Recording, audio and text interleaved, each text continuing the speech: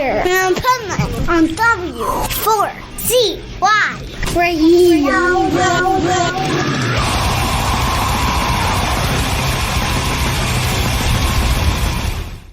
Yo, we're here. It's Positively Pipeman segment of the Adventures of Pipeman right here on W4CY Radio. And we are going to talk today about a couple of cool subjects.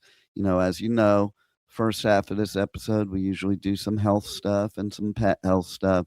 Second half, we do some business stuff. And that's exactly what we're going to do today. In the second half of the show, we're going to talk about some creative follow-up methods in business, something that you can use to follow up and gain more business. So you're going to want to stick around for that. Sandwiched in between, we're going to do some ticket giveaways for Louder Than Life and Aftershock coming up in September and October. The Danny Wimmer festivals.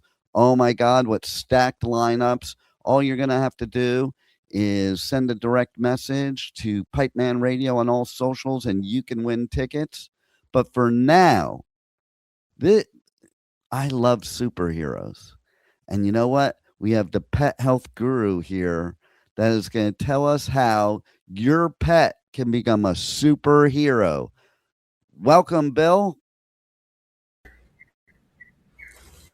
And I hear that the bird thinks so too. Glad to be here. The bird also thinks. Of course. So yeah, absolutely. Tell us why and how your pet can become a superhero. Well, we talk about this every week. Everything starts in the body with the nutritional levels that you have. And unfortunately, of course, in the standard of the industry, we've been feeding our poor pets very, very low quality foods, which drags down their health. They're lethargic, they sleep all the time, and live much shorter lives. So just by doing a few easy steps, improving their nutritional levels, we can just kick it up a whole nother notch, add in some good training with that. Your dog and cats will look good. They'll feel good. They'll be at the top of their game. And like I said, it's just like you and I. If we don't take care of ourselves, we're going to be couch potatoes too. That's exactly why, I've had some health issues. That's exactly why I am as active as I am and eat so strictly as I do. It's not about life or death for me. It's about quality of life. And so I would rather make the sacrifice myself to eat stuff maybe I wouldn't want to eat and not eat stuff I would want to eat just so I can feel good and live life to the fullest. And I believe that's what you're doing for pets too, isn't it? It's exactly right. Our sponsors on my show, Pet Health Cafe, we do a lot of diets and entrees for your pet, dogs and cats, primarily carnivore. But we also, if you're on a carnivore diet, we have some steaks.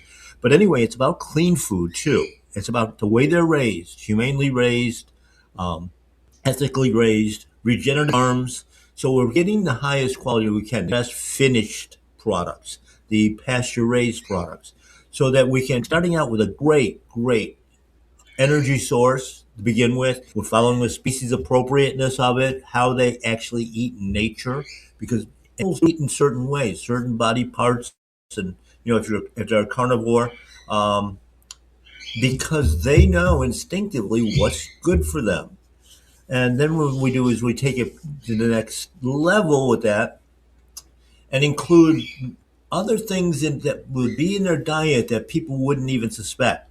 For instance, like different herbs and botanicals that are cleansing, high in minerals, and going to really kick up the body, the superfoods, basically. And we don't think about it. When I talk with veterinarians, especially, and other nutritionists, okay, Bill, we'll give you the raw food diet. as okay, that's your opinion. You think it's great, everything else, but they don't season their foods. But they also do not drink out of Nestle's water bottles. They're drinking out of puddles, and those puddles are, in the ground, absorbing minerals, absorbing the plant material that's there, and basically they're drinking herbal teas, if you will. No, a good illustration of that is you walk your dog after a rainstorm, and they smell every puddle, but they don't drink out of each one because it's not about thirst. They're looking for nutrients. So after 20 puddles, all of a sudden you're standing there yelling, "Don't drink the dirty water." What made that one different? It's minerals and the vegetation that might be in it. Superfoods like spirulina, chlorella. That's a natural algae product. When they drink out of a pond, they're going to get that. We don't think about that. We're trying to filter all this stuff out. And actually, we need it as well to keep healthy. Yeah. Otherwise, I would think that all these resources we're provided for on Earth here to survive would already have all those things that we as man do to filter, poison, blah, blah, blah. They'd already be there if they were things we needed to do, is what I would think. So we should be drinking out of the same absolutely. puddles. I mean, when we think we should be, but of course we have to worry with chemtrails and weather modification, all that sort of thing, the chemicals that are associated with that. You go back 50, 75 years ago. Okay, we talk about minerals. The water itself was fairly clean because we weren't polluting it. But when it was transported into our homes using copper piping. And because of that, we had plenty of copper, which is one of the essential minerals we need to exist because we're electrical beings. We have to conduct that electricity throughout our body. And right now it's depleted because all the homes now, all the office buildings, everything's done in PVC, plastics. So we got the BPA, we've got the phthalates, we've got the plasticizers in our water supply and no minerals. And then we add on a reverse osmosis unit or one of the other ones that are out there that literally strip all of it out. And of course, without minerals, we can't make hormones. We can't make body mass. We can't build muscle. And, we're seeing it in our dogs. Everybody just thinks, oh, I just, go to the refrigerator and, pour some of the tap water that's coming out through the water dispenser into it. And that's fine for the dog. But no, our animals need clean water just as much as we do. And of course, at one of the things that we are proponents on, of course, is we use a lot of ionized water using special equipment that leaves the minerals in, charges them, and so it's living water, not dead water, and then keeping it out of plastic. So, that's one area where water can actually be a superfood, if you will. Well, what's interesting about that is so my ex-wife, thing one, her grandfather's place, which was then her father's place, up in Woodstock, Virginia, right across the street, there was a spring, and that's where they got their water from. That's where they drank the water from, and they would just put the bottle out there and fill it up, and you would look at this water, and the water was crystal clear. You didn't see any dirt in it. You didn't see anything, and there was no processing that needed to be done. No, that's processing is one of the worst things that we call it processing and progression, but we've made so much of our stuff worse. And when it comes to the different herbals and botanicals that you would find in water, or that even the animals might munch on a little bit, if they were out of balance, the quality you see in most places is horrible because they don't disclose half the problems that we have with it. You take herbs and even for yourself. Okay, you go to one of the big healthy food stores. That's where you buy a jar of turmeric, and we think of it, the ingredient says it's 100% pure. However, when they fill those bottles, those jars, those capsules, they have to use pneumatic air pressure um, devices that push it through. Well, all those herbs have got um, basically a static charge, especially going through plastic tubing, and it sticks and it plugs it up. So that jar of turmeric can have up to 10 different chemicals added to it as part of processing that are never show up on a label. Anti-cake agents, anti-stick agents, lubricants, flavors, all of that, because they have to add the flavors after they add the chemicals in just to mask that. So what you're getting is an incomplete product. We've had them when we look at it in testing. You'll find heavy metals extreme in a lot of these herbals, unless you have a good source of good organic, clean, well sourced product. So I have to tell you, it's funny. You were mentioning copper before, and I was just in the grocery store the other day, and I was looking at a package because I always read like all the ingredients and stuff. But in the front of the package, it literally said a good source of copper, and I was like, I've never seen that before, where you had to where they actually mention it on the package. And here's what I find as somebody that eats very healthy, that most of the packaging out there that mentions anything about health or a good source of something is usually bad for you because it means they're doing some kind of crap to it. Yeah, it's exactly right. That's the processing. I mean, I was watching a podcast this morning where I talked about the worst pet foods, organic pet foods, and how the number of lawsuits because of what they put on the label. I mean, they're not talking, you know, uh, um, the truth. It's all a lie. Regenerative farms and, organically raised, ethically raised, all these buzzwords, these marketing terms are just thrown about. They have no legal meaning. So anybody can use them. And until you get caught, and even if you get caught, then what? You change it. You take it off your label. Mm-hmm. A good example of that was back when we started seeing dental problems in dogs. This was back in the late 70s, early 80s, because we went from feeding a meat or a meat-based food to carbohydrates. And they don't have the enzymes to break them down. Tartar sticks to it, and all of a sudden now we've got a whole bunch of dental problems in dogs. And they had actually, a lot of companies had now Cruncher for cleaner teeth, and it was actually doing just the opposite by making it so crunchy that the carbohydrates would stick to the teeth, and now you get all their teeth falling out. And Wow. the FTC finally did make them take that off the label, but it was years. Wow. What do you think, Juan?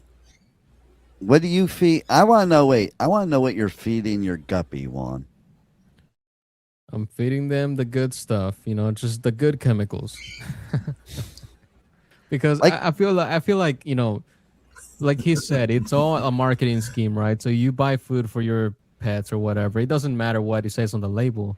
You don't know what's actually in it because you're not the one who's processing this food. Or in this case, like the guppy takes kind of like these pellets that float and sink slowly, and they love it, but they just put like stuff like spirulina or whatever ingredients they may contain, but it doesn't say anything else other than how it was processed.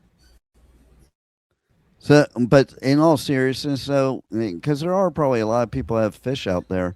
Bill, what would you feed fish? Yeah. There's been some good fish foods out there, mostly the flake type. I don't like anything that's pelleted because that has to go through high temperature. But when you look at that little jar of or container of fish food, especially when it comes to the flakes, it's so light, and you're paying $10 for that for like a 2-ounce jar. Okay, you realize how expensive that is per pound. But see, if they make it into a pellet, they can add a lot of weight to it and make it look like it's a lot more nutrition than it really is. It's just all fillers, so that way I can I can charge the same for a bigger container, and everybody thinks they're getting a bargain. Wow. So, is there a difference with like dogs and cats, what you would feed them of what a superfood is. First of all, what a superfood is for a dog compared to a cat and what might not be for the other, or for the type of dog or cat. Like, is there certain things that are superfoods for a pit bull that wouldn't be for a poodle, or certain things that would be a superfood to a chihuahua that wouldn't be to a labradoodle, or in the same token with the cats, you have the calico cats, you have the Persian cats, you have the Siamese cats. Like, are there differences in all these different types of animals or pets? Well, basically, their digestive tracts are all the same. All cats are the same. All dogs are the same. There's slight variations in them between the two species. Cats being an obligate carnivore, which means that the bulk of their diet has to be animal based. Dogs, on the other hand, are more of a opportunistic carnivore, which means they're more of a scavenger. So the quality doesn't have to be as the same as it is on a cat. That's why cats can be more finicky. Dogs will eat things like stones and drywall and your shoes and all of that, where the cats will leave those alone.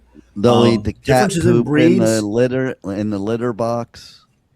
Yeah. Yeah, well, that's good because the cat poop probably has more protein than the average dry dog food because obviously they can't digest. The problem is they don't have the enzymes to break down plant material very well. And, we've got companies out there that are trying to do all plant based, diets for dog carnivores. And oh, well, then, they're doing fine. Well, you're comparing it to on a scale of, let's say, longevity, where we're now led to believe that dogs only live 6, 8, 10 years, where they used to live 20 to 30, and cats would live over 30 years. Oh, so you got a 15-year-old cat. Oh, they're doing fine on that vegetarian or that vegan food.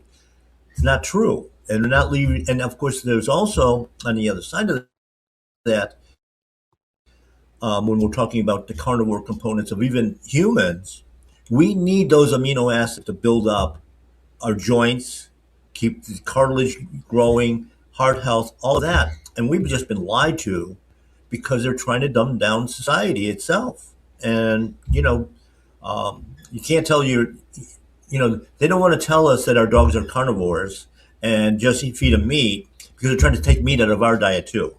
And they've actually been doing a lot on the backsides, what meats are available and what aren't. They subsidize certain things. They're feeding the cattle and the hogs and the chickens things that make them grow fast for weight, but not for nutrition. And the same thing even with our vegetables. They're almost all man-made today, through hybridization and GMOs and things of that nature. So they're not looking at nutrition. I remember a few years back, I was having a conversation with an executive chef that happened to come by the store, and we were making quiches for the dogs. Good way to get eggs into them. And he's like, they smell fantastic. I said, try one. So he tried it. And he said, it's better than what he did in his restaurant. He says, well, how much salt did you put in it? I said, none. He's like, what? How did you get that taste? It's the ingredients. How did you get the yellow color? I said, farm fresh eggs, raised on pasture. And he says, no colors, nothing? He says, no. I said, this is nutritionally a high nutrition food. He says, I've never thought about nutrition when I've been cooking for the last 30 years. It's always about presentation and taste and smell. We want you to enjoy your hospitality. That's why it's called a hospitality industry. We're not a nutrition company. We don't care whether it kills you or keeps you alive. As long as we don't get a bad mood. Ergo, the birth of the donut burger and chocolate covered bacon. There you go. So Here's the thing. Here's the thing, okay? So for those people that are vegans out there, not vegans for health reason, but vegans for social reasons, and they want to feed their pets vegan stuff too. So let's say specifically cats. Um, what I'm getting from you is it's not healthy for them, first of all. But I think to myself, okay, you got these outside cats, versus the inside cats. Are they out there when they're hungry eating any of the vegetation? No, no. Very, very rarely would you find something in it. Have to be in a very dystopic manner anyway, because, um, like basically starving to death. But they in nature though they eat a very more diverse diet. Down here in Florida, lizards can be a major portion of that, um, as well as mice and rats and other small mammals. But they also eat insects as well. Mm, And I guess that's where some of these insect-based meats have been developed through, because you know every animal has got a specific need, a requirement. And one of the things I've noticed, especially where I am right now, I plant a small garden. I've got some fruit trees. Getting the pollination process going. There's no bees. There's very few bugs. There's few bugs. We're not seeing as many lizards. We're not seeing as many birds. This number of species of birds that I see now is limited so greatly because of this. We have to have lawns. We can't have food gardens. We can't have natural vegetation. It all has to be a manicured lawn, that's been nuked, mm, and our poor pets are walking on it. wow. What you have to, and what you want to add to this one about your experiences of what you've seen? Well, I think if we can revisit the water situation, because we always look for the best water, reverse osmosis, this, that. We even go as far as getting filters for the house, but we're still giving tap water to our pets. I think that's one of the biggest ones. Like, if you wouldn't drink it yourself, maybe don't give it to your pets. Exactly, and as I mentioned, things like reverse osmosis is taking the minerals out. So how do you get them back in your body? Synthetics, and those don't get used very well at all. Now, And the interesting you part know, about it, that is that there are some filters that are for reverse osmosis, but they have the alkaline element. So would that be synthetic as well? basically when they're making what's called greenwashing, that we actually see, where they make something seem like it's better than it is. Most of the alkaline products that go into the RO, it's sodium bicarbonate. And of course, the number one brand that's out there and manufacturer is Arm& and Hammer. Their stuff is all synthetic. It's not a natural product. And we're only looking at one small element of that as well. You need 90 different minerals. When they raise our food, they're putting on three. Hmm. So, our food is starting out without the minerals. Now our water's without the minerals because we stripped it all out. And, we're putting in substitute stuff that the body just can't use. Mm.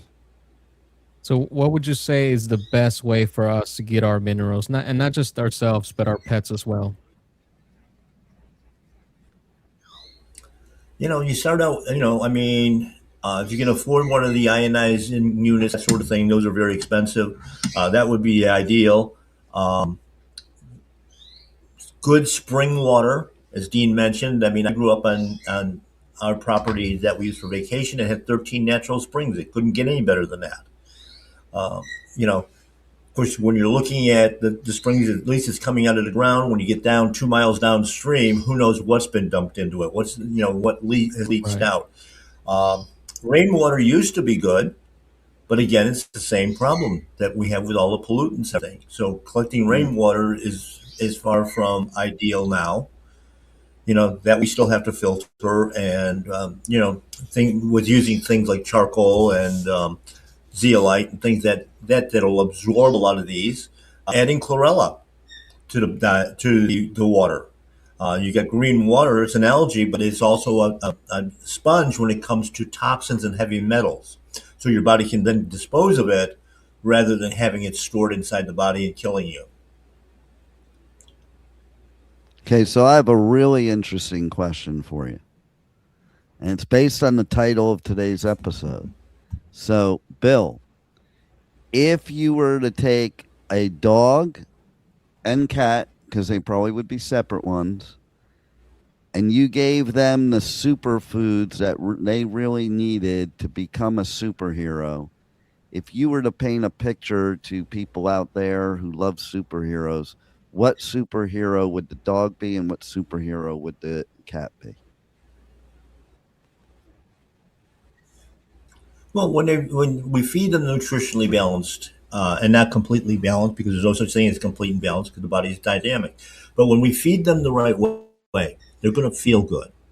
Now, when we start training them, you see some of these working dogs, especially the farm dogs, herding sheep and that sort of thing. And border collies are like unbelievable. Fast as lightning, they know exactly what to do. It's bred into them instinctively. And those dogs are truly superheroes. When we look at them in agility classes and at the dog shows and that sort of thing, some of these dogs are, amazing. Malinois, when it comes to law enforcement, those dogs are absolutely crazy, but they have to be healthy. Because if you ache, you can't move like that. And that's and of course then when I look at the superfoods, I'm looking at things like spirulina and chlorella. I'm looking at things that are going to detox: milk thistle, dandelion, turmeric. All these things we think of as spices, but they're not. They're plants. They're ancient plants, and they're a food, not a supplement. We have to get away from supplements and find the foods that actually contain it. You look at, we were talking about a little bit about copper. The number one source for copper for us is beef liver. Nobody wants to eat beef liver anymore. Some people will take it in the supplement form, as long as it's ground up, but I can't eat liver. And My that was my actually removed dad from our used to diets back order in the that. 50s. My dad used to order that at Lester's Diner all the time, and because Jews Yeah. from his generation all ate liver and onions. That is a Yeah. bad combination flavor wise. Well, you gotta have the onions to overshadow the liver, and then of course us Jews we all eat chopped liver, But here's the Yep. funny thing, okay? So I want to find out from you because it made me think of my dad. My dad, we would go to a restaurant sometimes, a deli, and he would order. You don't really see it much nowadays, but that's probably because we're in Florida. And he would order tongue. Now he would be funny because we'd sit at the table and he'd put the Yes. tongue in his mouth and he would go like this with it. But like I'm thinking to myself, is that really good to eat a tongue? And so I'd like to get your input on that, Bill. Yeah, we used to eat from nose to the tip of the tail. Everything was eaten, and different preparations and that sort of thing. Each muscle, each body part brings different minerals and nutrients, and vitamins to the table.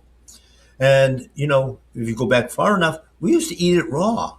We didn't cook it. Our bodies are designed have so that we fire. can protect ourselves against.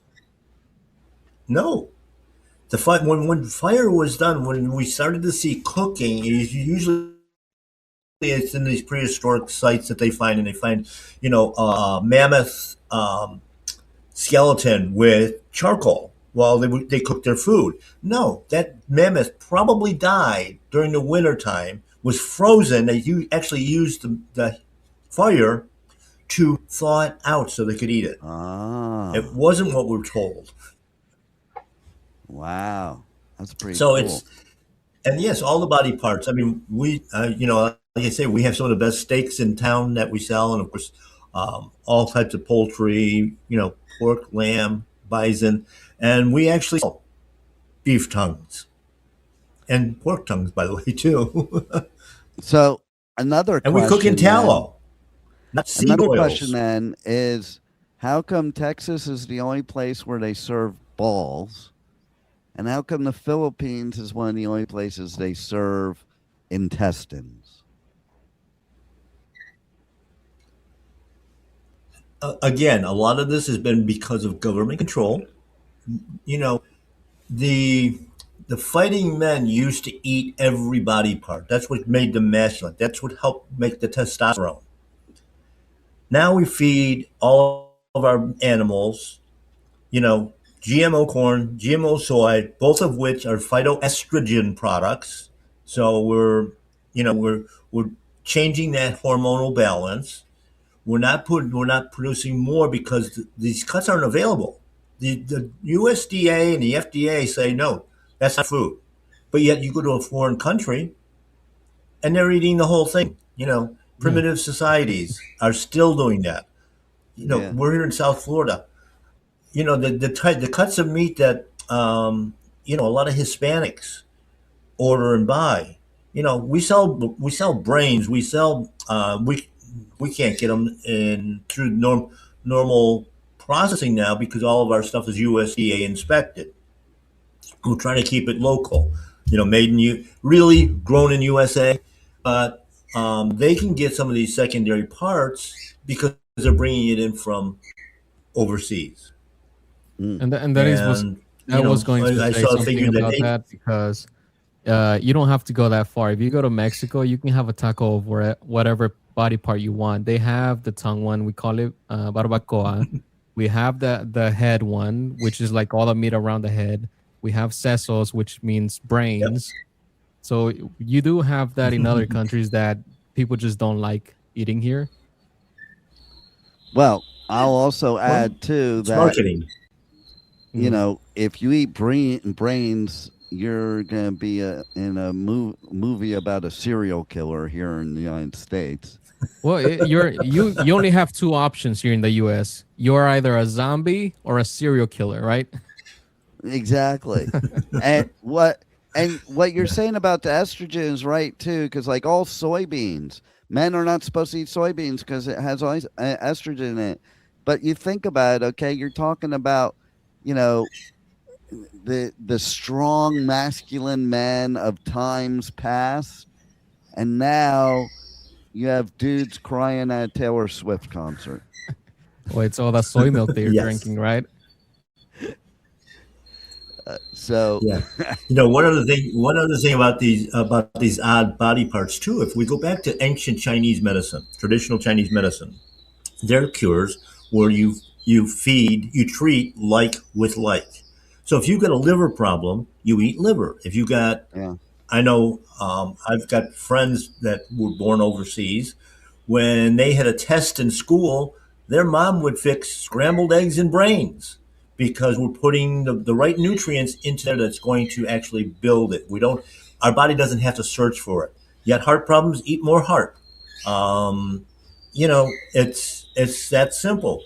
Bodybuilders, they want to grow muscle. So you have to eat muscle meat. The nutrition is already there. The profile of the chemicals, the natural chemicals and nutrients are right there. So your body doesn't have to search for it and steal it from someplace else. So they're cures. Food is medicine. Well, how can you tell people more about medicine? Tell them how they can reach out to you, how they can check out My Paleo Pet, how they can check out Pet Health Cafe, all that good stuff.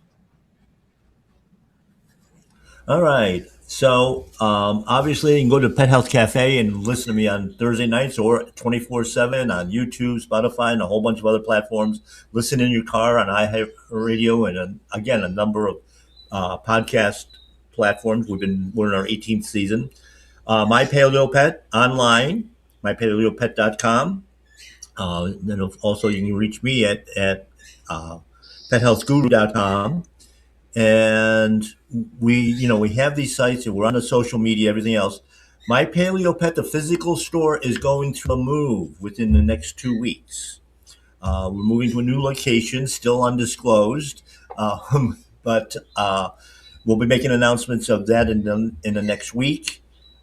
We'll be a brand new store, twice the production area, twice the retail space, and right near our old location. It's gonna be within a half mile, and we're excited about that. We may have a few interruptions on getting some products for a couple weeks while we're in the process of this move, but we're going to be fine. We're going to be moving forward, more consultations, more services for both pets and people to keep everybody healthy. And, we'll be launching that, like I say, within the next month.